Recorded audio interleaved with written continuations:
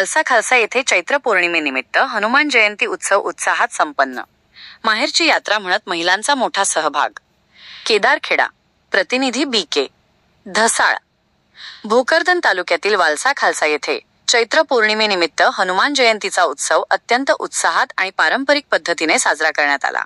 या निमित्ताने आयोजित करण्यात आलेल्या विविध धार्मिक कार्यक्रमांनी अवघे गाव भक्तिमय झाले होते. हनुमंत आणि दुर्गामाता सवारीचे आकर्षण. उत्सवाचे मुख्य आकर्षण म्हणजे सायंकाळी 8 वाजता काढण्यात आलेली हनुमंताची सवारी.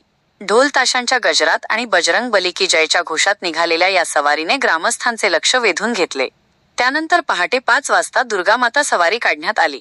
पहाटेच्या मंगलमय वातावरणात निघालेल्या या सवारीमध्ये भाविकांनी मोठ्या संख्येने दर्शन घेतले. माहेरची यात्रा आणि महिलांचा उत्साह. वालसा खालसा येथील यात्रेचे वैशिष्ट्य म्हणजे ही यात्रा महिलांसाठी माहेरची यात्रा म्हणून ओळखली जाते.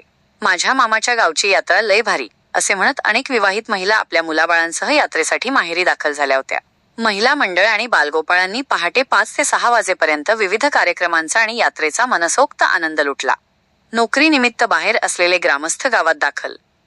गावातील यात्रेचे प्रेम इतके की नोकरीनिमित्त बाहेरगावी असलेले शिक्षक, भारतीय सैन्य दलातील आर्मी जवान, पोलीस कर्मचारी आणि इतर व्यावसायिक खास सुट्टी काढून यात्रेसाठी गावात दाखल झाले होते. ज्येष्ठ नागरिकांनीही तरुणांच्या उत्साहात सहभागी होत यात्रेची शोभा वाढवली. रात्रभर आनंदाचे वातावरण. लहान थोर मुलांनी रात्रभर विविध खेळांचा आणि स्टॉल्सचा आनंद घेतला.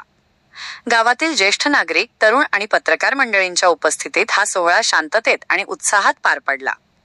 वालसा खालसा येथील ही परंपरा यावर्षीही ग्रामस्थांच्या एकजुटीने यशस्वीरित्या साजरी झाली.